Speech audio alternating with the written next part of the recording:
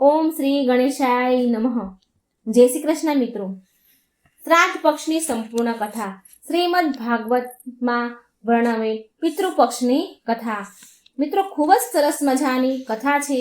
આ ભાદરવા મહિનામાં ભગવાનની કથાઓ સાંભળવાથી, વાર્તાઓ સાંભળવાથી, ભજન કીર્તન કરવાથી, જપ તપ કરવાથી, દાન પુણ્ય કરવાથી, આ જે પણ આ દિવસોમાં કરે એ બધું જ પુણ્ય ફળ આપણા પિતૃઓને પ્રાપ્ત થાય છે અને એ પરમ ગતિને પામે છે. આપણે પિતૃદોષમાંથી મુક્ત થઈએ છીએ. તો મિત્રો, આ કથાઓ આ 16 દિવસ દરમિયાન જે ભગવાનની કથાઓ મૂકું એ બધી જ પૂરા ધ્યાનથી સાંભળજો અને વિડીયો સારો લાગે તો લાઈક અને શેર કરવાનું ભૂલશો નહીં. ઓમ નમો ભગવતે વાસુદેવાય. હવે ભાદરવી પૂનમથી પિતૃપક્ષ એટલે કે શ્રાદ્ધ શરૂ થઈ ગયા છે. આજથી 16 દિવસ પિતૃઓને સમર્પિત છે. કહેવાય છે કે શ્રદ્ધા વિના શ્રાદ્ધ અધૂરા છે. પિતૃઓ એ નથી ઈચ્છતા કે તેમના સંતાન એમને તૃપ્ત કરવા માટે બહુ બધું કરે. માત્ર શ્રદ્ધાથી, ભાવથી શ્રાદ્ધ કરે તો એ પિતૃઓ સ્વીકાર કરે છે તથા એ તેમના સંતાનોને ધન ધાન્યથી પરિપૂર્ણ રહે, ખુશ રહેવાનો આશીર્વાદ આપે છે. તો આજે આપણે સાંભળીશું પિતૃપક્ષ શ્રાદ્ધમાં સાંભળવામાં આવતી બહુ દુર્લભ પૌરાણિક કથાઓ. જો આ કથાને નિત્ય નિયમથી સાંભળવામાં આવે અને કથામાં બતાવેલ વાતો પર વિચાર કરી અનુરોધ કરવામાં આવે તો જરૂર પિતૃદોષથી મુક્તિ મળી જાય છે તથા પિતૃઓના આશીર્વાદ મળે છે. પિતૃઓના દેવતા ભગવાન વિષ્ણુ છે. તો આ કારણે પિતૃઓની કૃપાથી મનુષ્ય શારીરિક અને માનસિક કષ્ટોથી મુક્તિ મેળવે છે. ધન તથા વ્યાપારમાં લાભ મળે છે. ઘરમાં સુખ, શાંતિ, સમૃદ્ધિ આવે છે. તો તમે બધા ભક્તગણો પૂરી શ્રદ્ધા અને મનથી પ્રસન્ન ચિત્ત, ખુશ મનથી આ કથાને સાંભળજો. એક ગામમાં જોગી અને ભોગી નામના 2 ભાઈ રહે છે. બંને અલગ અલગ ઘરોમાં રહે. જોગી પાસે ધનની કોઈ કમી નથી, પણ ભોગી નિર્ધન હતો. બંને ભાઈ એકબીજાથી બહુ પ્રેમ કરતા હતા, પણ જોગીની પત્નીને ધનનો અભિમાન, તો ભોગીની પત્ની સુશીલ અને શાંત સ્વભાવની. જ્યારે પિતૃપક્ષ આવ્યો તો જોગીની પત્નીને એના પિતૃઓના શ્રાદ્ધ કરવા માટે કહ્યું. જોગીની પત્ની એના ઘરવાળાને કહે છે કે આપણે પિતૃઓનું શ્રાદ્ધ કરવું છે. જોગીએ આ વાતને વ્યર્થનું કામ સમજીને ટાળવાની કોશિશ કરી, પણ જોગીની પત્ની માત્ર સ્વાદિષ્ટ ભોજન ખાવા એ માટે શ્રાદ્ધ કાર્યક્રમ કરવા માંગતી હતી અને એના પિયરિયા પક્ષના લોકોને જમાડવા માંગતી હતી. માટે એને શ્રાદ્ધ કાર્યક્રમ કરવો હતો. જોગીએ એની પત્નીને કહ્યું, હા તો કહી, અને કહ્યું કે તું મારા ભાઈની પત્નીને બોલાવી લેજે કે તારા કામકાજમાં મદદ કરશે અને તને સારું લાગશે. જોગીની પત્ની બોલી, મને તકલીફ ન પડે માટે તમે એવું કહી રહ્યા છો, પણ હું સાચું કહું છું કે મને કોઈ પરેશાની નથી. છતાં પણ હું ભોગીની પત્નીને બોલાવી લઈશ. અમે બંને મળીને બધું જ કામ કરીશું. બીજા દિવસે ભોગીની પત્ની સવારે આવી બધું જ કામ કરવા લાગી અને અનેક પકવાન બનાવડાવ્યા અને પછી બધું જ કામ પત્યું એટલે પાછી ઘરે ચાલી ગઈ, કેમ કે એને પણ પિતૃઓનું તર્પણ કરવું હતું. જ્યારે પિતૃ ભૂમિ પર ઉતર્યા તો ભોગીના ઘરે આવ્યા અને જોયું કે એના સાસરીવાળા બધા લોકો ભોજન કરવા ભેગા થયા છે. ત્યાં આ બધું જોઈને એ નિરાશ થઈ ગયા. ત્યારબાદ ભોગીના ઘરે આવ્યા. પિતૃઓ ભોગીના ઘરે આવ્યા તો જોયું કે માત્ર પિતૃઓના નામ પર એમણે ચૂલામાં જે ખીર રોટલી છે કંઈ બનાવ્યું છે એ એમણે ચૂલામાં, આપણે જે હવન કરીએ છીએ તે ચૂલામાં એણે અર્પણ કરી દીધું. એ જે કંઈ હતું એ એણે હોમી દીધું શ્રાદ્ધના નામ પર. અને પછી પિતૃઓ માત્ર ચૂલાની રાખ ચાટીને ભૂખ્યા જ નદીના તટ પર પહોંચી જાય છે. થોડી વારમાં બધા જ પિતૃઓ પોતપોતાના ઘરનું ખાઈને ભેગા થઈ ગયા અને કહેવા લાગ્યા કે એમના સંતાનોએ કઈ કઈ રીતથી તેમના માટે શ્રાદ્ધના પકવાન બનાવ્યા. જોગી ભોગીના પિતૃઓએ પણ તેને બધું જ વૃત્તાંત સંભળાવ્યું અને એમણે વિચાર્યું કે જો ભોગી નિર્ધન ન હોત અને શ્રાદ્ધ કરવામાં સમર્થ હોત તો કદાચ આપણે ભૂખ્યા પાછા ન આવવું પડત. કેમ કે ભોગીના ઘરે તો ઘરમાં ખાવાના ફાફા છે, 2 ટકનું ભોજન પણ નથી હોતું. આ બધી વાતો સાંભળીને પિતૃઓને ભોગી પર ખૂબ દયા આવી ગઈ. અચાનકથી ભોગીના પિતૃ નાચીને ગાવા લાગ્યા કે ભોગીના ઘરમાં ધન આવી જાય, ભોગીના ઘરમાં ધન આવી જાય. સાંજનો સંધ્યાનો સમય થઈ ગયો હતો, પણ ભોગીના ઘરમાં ખાવા માટે કંઈ જ ન હતું. તેના બાળકો ભૂખ્યા હતા. બાળકોએ એની માને કહ્યું કે માં, અમને કંઈક ભૂખ લાગી છે, થોડું ખાવા દે ને.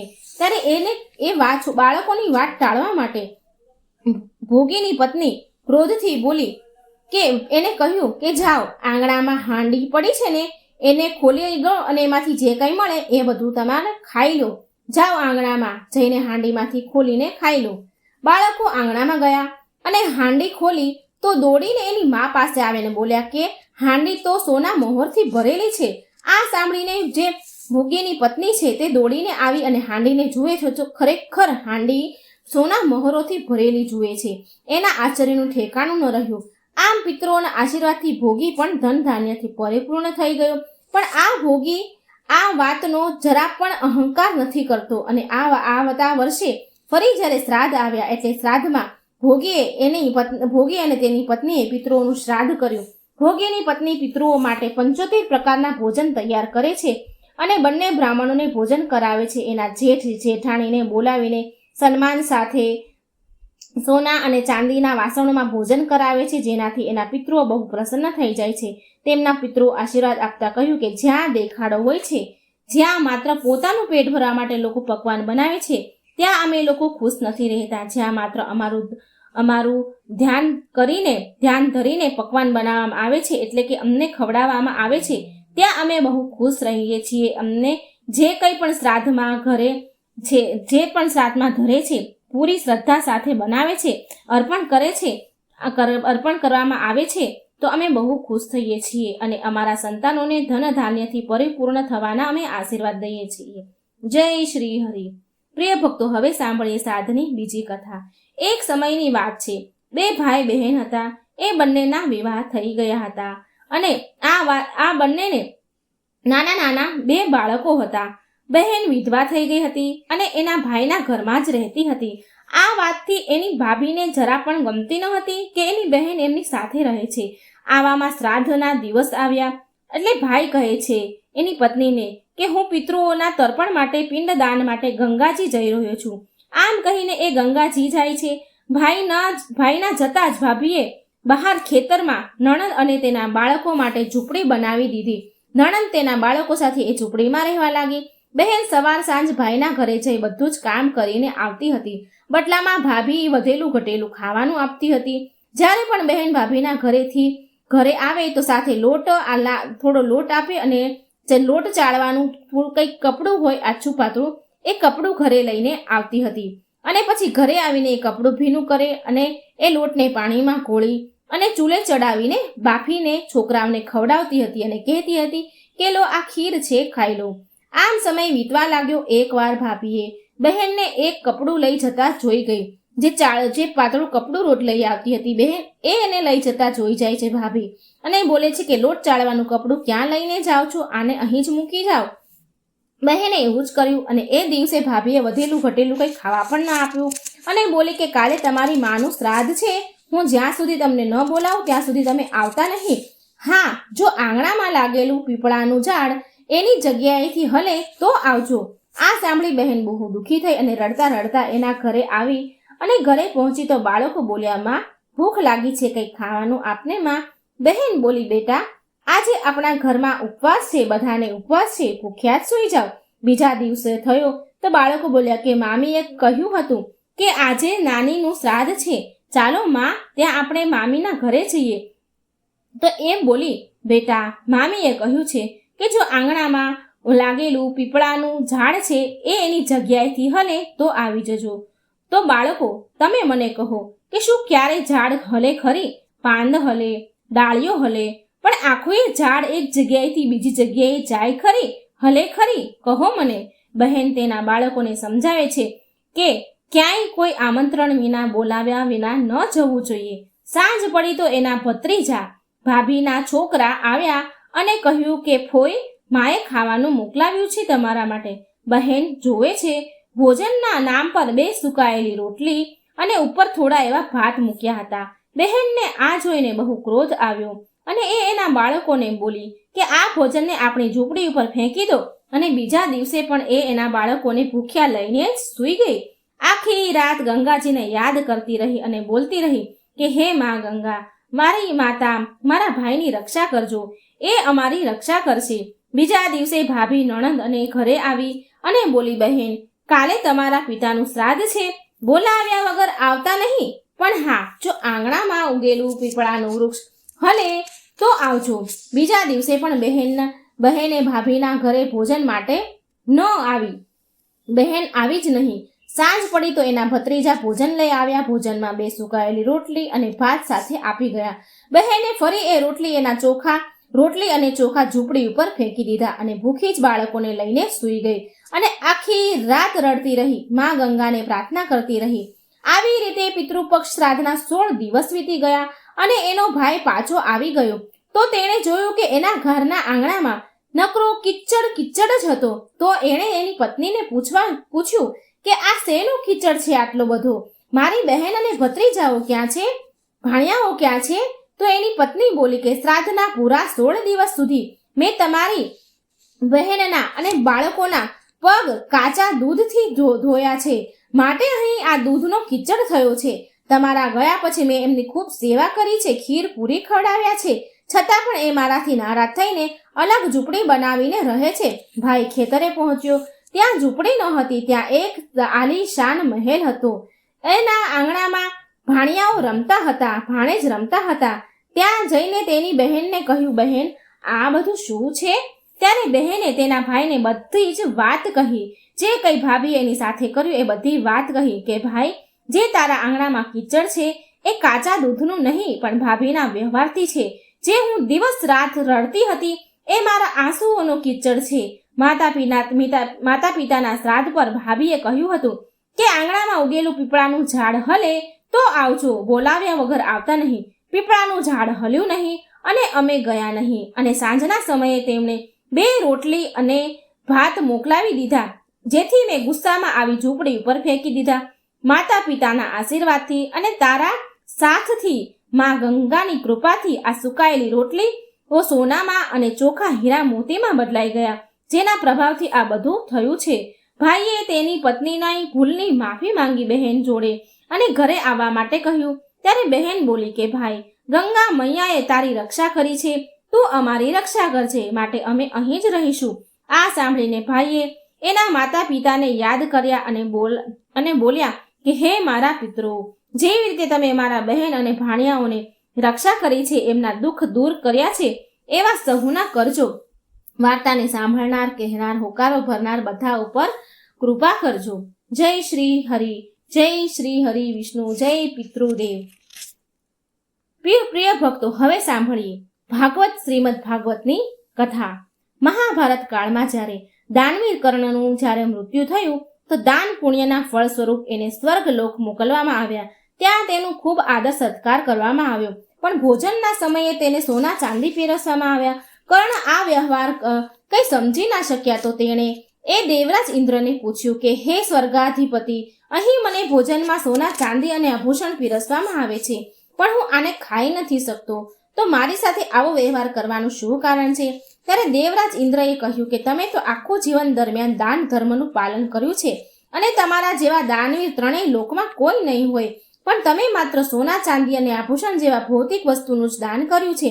ક્યારેય તમે તમારા પિતૃઓને ભોજનનું દાન નથી કર્યું, માટે તમારા પિતૃઓ તમારાથી અસંતુષ્ટ છે અને તમને સ્વર્ગમાં ભોજનનું સુખ નથી મળી રહ્યું. આ સાંભળીને કર્ણ નિરાશ થઈ ગયા અને કર્ણએ ઇન્દ્રદેવને કહ્યું કે હું આજીવન અમારા પિતૃઓથી અનભિજ્ઞ અજાણ રહ્યો છું. મને ખબર જ ન હતી કે મારા પિતૃઓ કોણ છે, માટે મારાથી આ ભૂલ થઈ ગઈ છે, માટે તમે મને આનો ઉપાય બતાવો. ત્યારે ઇન્દ્રદેવ કહે છે કે તમે તમારા પુણ્ય કર્મના કારણે 16 દિવસનો સમય તમને હું આપું છું. આ 16 દિવસના પૃથ્વી લોક પર જઈને તમારા પિતૃઓને દાન કરો, એમનું પિંડદાન કરો અને તર્પણ કરો અને એમને સંતુષ્ટ કરો. આનાથી તમને સ્વર્ગમાં બધી જ રીતના સુખ મળશે, સુવિધા મળશે, ભોજનનું પણ સુખ મળશે. કર્ણએ આવું જ કર્યું અને આ 16 દિવસ પૃથ્વી લોક પર વિચરણ કરી રહેલા તેમના પિતૃઓને બધા જ પ્રકારના ભોજનનું દાન આપ્યું. આ પિતૃ પક્ષની અવધિ હતી, માટે આ 16 દિવસના આપણને બધા જ મનુષ્યને આ સૌભાગ્ય પ્રાપ્ત થાય છે કે આપણે આપણા મૃત પૂર્વજોને ભોજન દાન કરીએ અને તેમના પિંડદાન તર્પણની વિધિપૂર્વક કરીએ. પ્રિય ભક્તગણો, ઇન્દ્રના પુત્ર જયંતે સૌથી પહેલા કાગડાનું રૂપ ધારણ કર્યું હતું. આ કથા ત્રેતાયુગની છે, જ્યારે ભગવાન શ્રી રામચંદ્રજી અવતાર લીધો હતો અને જયંતે કાગડાનું રૂપ ધારણ કરીને માતા સીતાના પગમાં ચાંચ મારી હતી. ત્યારે ભગવાન શ્રી રામે તણખલાનું બાણ છોડીને જયંતની આંખો ફોડી દીધી હતી. ત્યારે જયંતે તેની ભૂલની માફી માંગી. ત્યારે શ્રી રામચંદ્રએ એને વરદાન આપ્યું કે તને અર્પણ કરવામાં આવેલું ભોજન પિતૃઓને મળશે. ત્યારથી જ શ્રાદ્ધમાં ભોજન કરવાની પરંપરા ચાલી આવી છે. આ કારણથી શ્રાદ્ધમાં કાકડાઓને શ્રાદ્ધનું ભોજન આપવામાં આવે છે. તો એકવાર બોલો પ્રેમથી જય શ્રી કૃષ્ણ, જય શ્રી હરિ.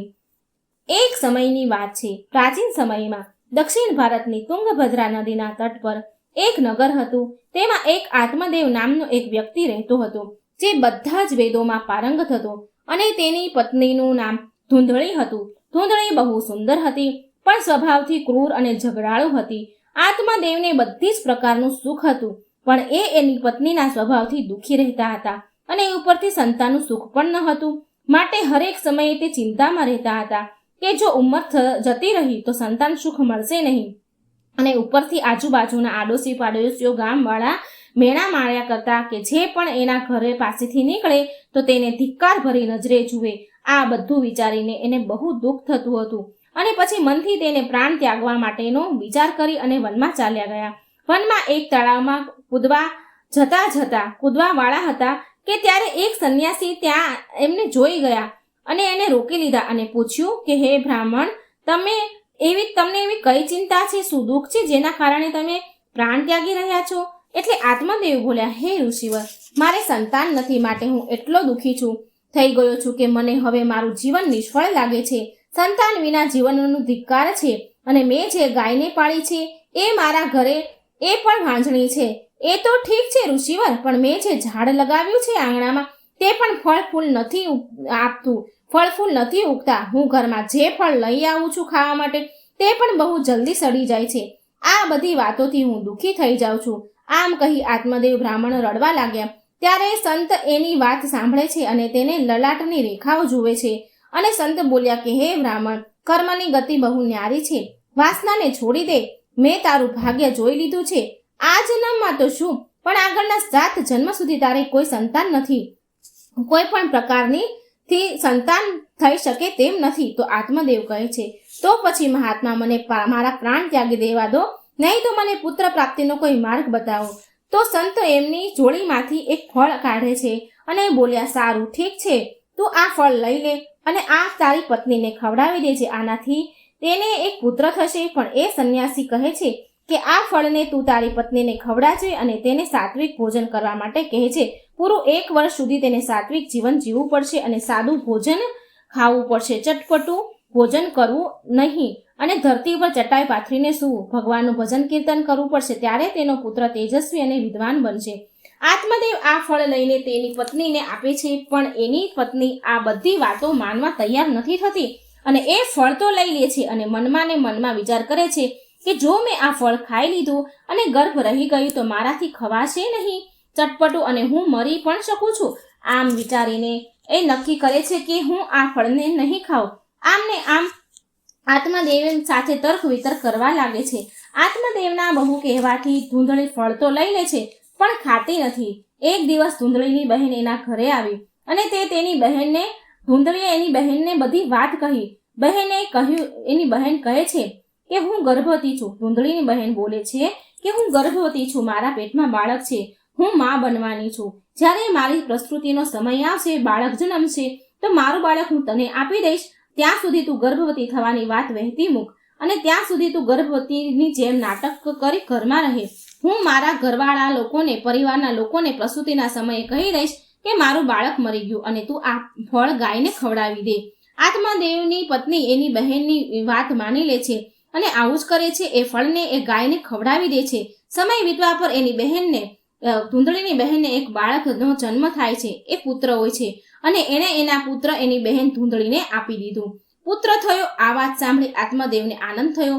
ધૂંધળીએ એના પુત્રનું નામ ધુંધકારી રાખ્યું. એના 3 મહિના બાદ એક દિવસ આત્મદેવે સવારે ગાયને ચારો નાખી રહ્યા હતા, તો તેણે જોયું કે ગાય પાસે એક નાનું બચ્ચું થયું છે, જે મનુષ્યનું છે, માત્ર તેના કાન જ ગાયના છે. તેને જોઈને એ આશ્ચર્યમાં પડી ગયા અને આનંદ પણ થયો. આત્મદેવે એ બાળકને ઉઠાવીને ઘરમાં લઈ આવ્યા. એમનું નામ એણે આત્મદેવે ગૌકર્ણ રાખ્યું. હવે આત્મદેવને 2 બાળક થઈ ગયા હતા, એક ધુંધકારી અને બીજો ગૌકર્ણ. ગૌકર્ણ મોટો થઈને વિદ્વાન, પંડિત અને જ્ઞાની નીકળ્યો. જો કે ધુંધકારી દુષ્ટ, જુગારી, ચોર, વ્યાભિચારી, દારૂડિયો, અસ્ત્ર રાખનારો, માતા પિતાને સતાવવા વાળો નીકળ્યો.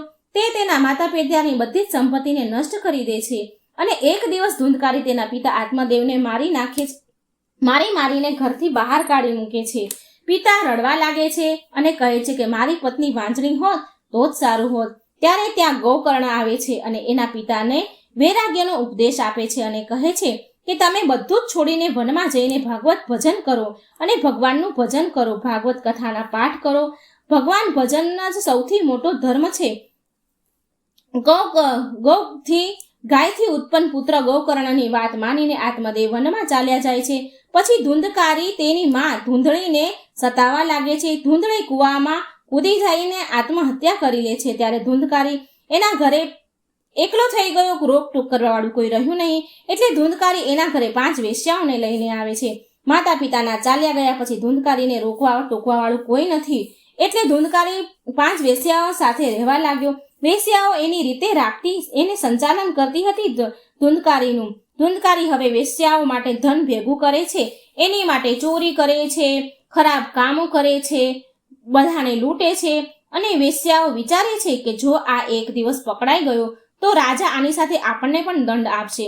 આમ વિચારીને આ વેશ્યાઓએ સુતેલા ધુંધકારીને દોરીથી બાંધીને તેનું ગળું દબાવવાની કોશિશ કરી, છતાં પણ ધુંધકારી ગળું દબાવવાથી નથી મરતો. તો એ બધી વેશ્યાઓએ સળગતા અંગારા, સળગતા કોલસામાં નાખી દીધો અને પછી તે ધુંધકારી તડપીને મરી જાય છે અને પછી તેને ખાડો ખોદીને દાટી દે છે. પછી શું? એ બધી વેશ્યાઓ ઘરનો બધો જ કિંમતી સામાન લઈ અને બધું જ લૂંટેલો માલ ઘરેણા લઈ ત્યાંથી ભાગી જાય છે. મર્યા પછી ભયંકર પીડા ભોગવ્યા પછી તેના ધુંધકારીના કર્મોના કારણે એક પ્રેત ધુંધકારી બની ગયો. પ્રેત બન્યા પછી ભૂખ અને તરસથી એ વ્યાકુળ થઈ જાય છે, ચીસો પાડે છે, કેમ કે તેને બહુ દર્દનાક મોત આપ્યું હતું વેશ્યાઓ. એને કોલસામાં બાળ્યો હતો, અંગારામાં નાખ્યો હતો.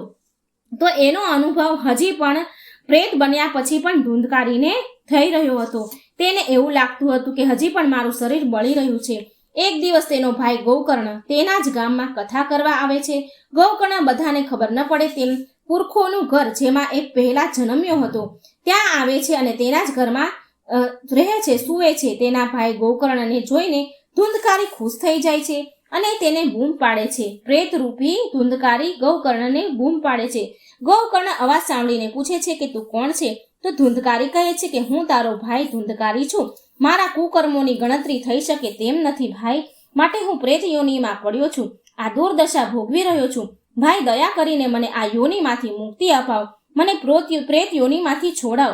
એટલે ગોકર્ણ બોલ્યો, ભાઈ, મને બહુ આશ્ચર્ય થાય છે કે મેં તારી માટે વિધિપૂર્વક ગયાજીમાં જઈને શ્રાદ્ધ કર્યું, છતાં પણ તને પ્રેત યોનિમાંથી મુક્તિ ન મળે, મુક્ત ન થયો. હું કંઈક બીજો ઉપાય કરું છું. ગોકર્ણએ કેટલાય ઉપાય કર્યા, છતાં પણ ધુંધકારીની મુક્તિ ન થઈ.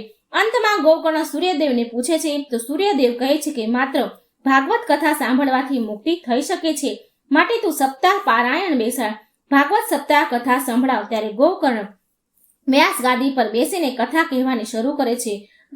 ગામથી બહુ બધા લોકો કથા સાંભળવા આવવા લાગ્યા. એટલી ભીડ થઈ ગઈ કે બધા આશ્ચર્ય પામવા લાગ્યા. ત્યારે એ ધુંધકારી પ્રેત પણ ત્યાં આવ્યો. એ આમ તેમ એના બેસવા માટે જગ્યા શોધવા લાગ્યો. એટલામાં એની નજર એક સીધી 7 ગાંઠવાળા વાંસની લાકડી ઉપર પડી.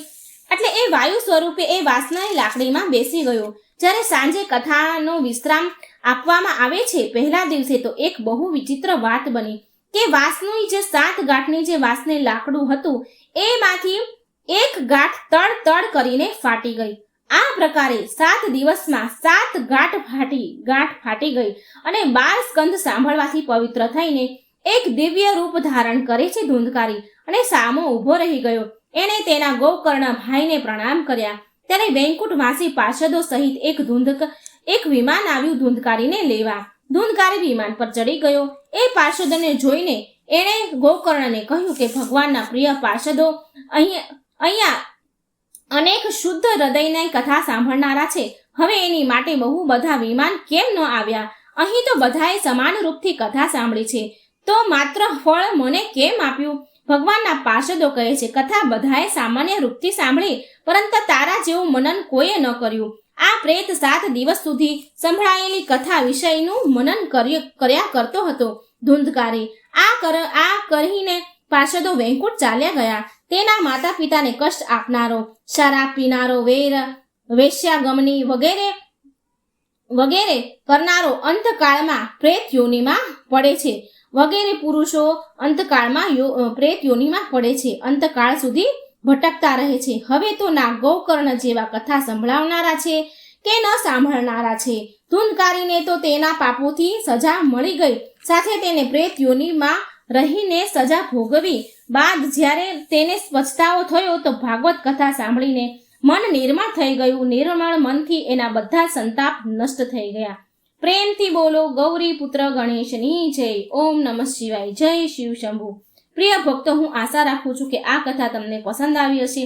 જો આ કથા તમને પસંદ આવી હોય તો તમે આ વિડીયોને એક લાઈક જરૂર કરી દેજો. તમારું જીવન મંગળમય બને. શ્રાદ્ધ પક્ષમાં કાગડાને ભોજન કરવાનું રહસ્ય. કેમ શ્રાદ્ધ પક્ષમાં કાગડાને ભોજન કરાવવામાં આવે છે, આના પાછળનું રહસ્ય શું છે, એ આપણે આ વિડીયોમાં સાંભળીશું. વિડીયો સારો લાગે તો મિત્રો લાઈક કરજો, શેર કરજો અને આ ચેનલને સબસ્ક્રાઇબ કરવાનું ભૂલજો નહીં. કોમેન્ટ બોક્સમાં ઓમ પિતૃદેવાય નમઃ જરૂર લખજો. રશ્મિ આંગણામાં ઘઉં તપાવવા માટે નાખેલા હતા. એના ઉપર કાગડા આવી રહ્યા હતા તો એને ઉડાડી રહી હતી. કાગડા વારંવાર આંગણામાં મૂકેલા ઘઉં ઉપર આવતા અને રશ્મિ એને ઉડાડે. રશ્મિ ગુસ્સે થવા લાગી, ચીડાવા લાગી. ફુર ફુર કરીને કહે છે, ચાલો ચાલો હટો અહીંથી, હવે આવ્યા તો જોઈ લઈશ. રશ્મિ બોલી, હદ કરે છે આ કાગડાઓ, બધા જ ઘઉં ખરાબ કરે છે. તો તેની સાસુ બહાર આવ્યા અને બોલ્યા, વહુ કઈ વાંધો નહીં, થોડા ઘઉં ચણી પણ લેશે તો આપણું કઈ નહીં બગડે. એમ પણ શ્રાદ્ધ પક્ષ ચાલી રહ્યો છે. કાગડાને ભોજન ખવડાવવાથી પૂર્વજોના આશીર્વાદ મળે છે. કાગડા યમનું પ્રતીક છે, જે દિશાઓનો શુભ અશુભ સંકેત બતાવવા વાળા કહેવાય છે. માટે શ્રાદ્ધ પક્ષમાં ભોજનનો એક અંશ કાગડાને આપવામાં આવે છે. રશ્મિ બોલી કે માં, હવે તો મેં કાગડાને ઉડાડી મૂક્યા, હવે શું કરું? તમે મને આ વિશે જણાવો. હું તો આ બધું નથી જાણતી. કાગડાને શ્રાદ્ધ પક્ષમાં ખવડાવવાનું શું મહત્વ છે, મને પણ સમજાવો માં. સાસુમાં બોલ્યા, ઠીક છે વહુ, હું તને વિસ્તારથી સમજાવું છું. અહીં આંગણામાં જ બેસી જઈએ. હું તને શ્રાદ્ધમાં કાગડાને ભોજન ખવડાવવાનું મહત્વ બતાવું છું. સાંભળ. કાગડો યમનું પ્રતીક છે, જે દિશાઓનું શુભ અશુભ સંકેત બતાવવા વાળો માનવામાં આવે છે. માટે શ્રાદ્ધનો એક અંશ કાગડાને અપાય છે. શ્રાદ્ધ પક્ષમાં કાગડાનું બહુ મહત્વ છે. શ્રાદ્ધ પક્ષમાં જો કાગડો તારા દ્વારા આપેલું ભોજન ગ્રહણ કરી લે તો એવું માનવામાં આવે છે કે પિતૃઓની કૃપા તારા ઉપર છે, પિતૃ પ્રસન્ન છે. આની વિરુદ્ધ જો કાગડો ભોજન ન કરવા આવ્યા હોય તો એવું માનવામાં આવે છે કે પિતૃઓ નારાજ છે. ભારતીય માન્યતા અનુસાર વ્યક્તિ મરીને સૌથી પહેલા કાગડાના રૂપમાં જન્મ લે છે અને કાગડાને ખવડાવવાથી એ ભોજન પિતૃઓને મળે છે. આનું કારણ એ છે કે પુરાણમાં કાગડાને દેવપુત્ર માનવામાં આવ્યા છે. સૌથી પહેલા દેવરાજ ઇન્દ્રના પુત્ર જયંતે કાગડાનું રૂપ ધર્યું હતું. આ સૌથી પહેલો કાગડો હતો. શ્રાદ્ધમાં કાગડાને ભોજન ખવડાવવાની પણ એક કથા છે. વહુ એ સાંભળ. આ કથા ત્રેતાયુગની છે. એક દિવસ ભગવાન રામ અને માતા સીતા ફરી રહ્યા હતા વનમાં. ત્યારે દેવરાજ ઇન્દ્રનો પુત્ર જયંત કાગડાનું રૂપ ધારણ કરે છે અને ભગવાન રામની શક્તિને પરખવાનું વિચાર્યું અને પછી એણે માતા સીતાના પગમાં ચાંચ મારી અને માતા સીતાનો પગ લોહી લુહાણ કરી દીધો. મા સીતાને પગ દુખવા લાગ્યો અને પછી મા સીતા રામ ભગવાનને કહે છે કે સ્વામી, મારા પગમાં બહુ પીડા થઈ રહી છે. રામ ભગવાન બોલ્યા, દેવી સીતા, આ તો તમારો પગ લોહી લુહાણ કરીને ચાલ્યો ગયો કાગડો. આ કાગડાને જાણ નથી. આ કાગડાએ જાણી જોઈને ચાંચ મારી છે. ઊભા રહો, મારા બાણથી આ કાગડાને હું મારું છું. આ કાગડો નહીં બચે મારા બાણથી. લાગે છે એ મારી શક્તિથી અજાણ છે, એને મારી શક્તિની ખબર નથી. ભગવાન શ્રી રામે તીર છોડ્યું એટલે જયંત એનો જીવ બચાવવા માટે આમ તેમ ભાગવા લાગ્યો. સૌથી પહેલા જયંત એના અસલ રૂપમાં આવી ગયો. અસલ રૂપ ધારણ કરી તેના પિતા ઇન્દ્ર પાસે આવ્યો. જયંત કહે છે, પિતાશ્રી, મારી રક્ષા કરો, રક્ષા કરો. ભગવાન રામના ધનુષથી નીકળેલું બાણ મને વીંધી નાખશે. ઇન્દ્ર બોલ્યા, તે ભગવાન શ્રી રામ સાથે વેર લીધું છે એમનો વિરોધ કર્યો છે? જયંત, તે ભગવાન શ્રી રામનો વિરોધ કર્યો છે. હું તને શરણ નહીં આપું. જયંત તો ગભરાઈ ગયો, ભયભીત થઈને બોલ્યો, હવે હું ક્યાં જાઉં? કોના શરણમાં જાઉં? પિતાના શરણ ન આપવાથી જયંત ભયભીત થઈ ગયો. ડરીને બ્રહ્મલોક, શિવલોકમાં, બધા લોકમાં વ્યાકુળ થઈને ભાગતો રહ્યો. પણ એને કોઈએ શરણ આપ્યું નહીં. પણ એને કોઈએ શરણ ન દીધું કે પ્રભુ શ્રી રામના દોષીને કોણ શરણ દઈ શકે ભલા? ત્યારે નારદજી જયંતને સામે આવ્યા અને જયંતને ભયભીત અને વ્યાકુળ થયેલા જોઈને કહ્યું, નારાયણ નારાયણ, પુત્ર જયંત, હવે તને માત્ર પ્રભુ શ્રી રામ જ બચાવી શકે છે, માટે તું એમના જ ચરણમાં જા. શ્રી રામ બહુ દયાળુ છે, તને જરૂર શરણ આપશે. જયંત બોલ્યો, જેવી આજ્ઞા નારદ મુનિ, હું ભગવાન શ્રી રામ પાસેથી ક્ષમા માંગીશ. નારદ મુનિની આજ્ઞા લઈને જયંત ભગવાન શ્રી રામના શરણમાં જાય છે અને એમની જોડે ક્ષમા માંગે છે. જયંત શ્રી રામ પાસે આવીને કહે છે કે હે શરણાગતના હિતકારી પ્રભુ શ્રી રામ, મારી રક્ષા કરો, મારા ઉપર દયા કરો, પ્રભુ મને ક્ષમા કરો.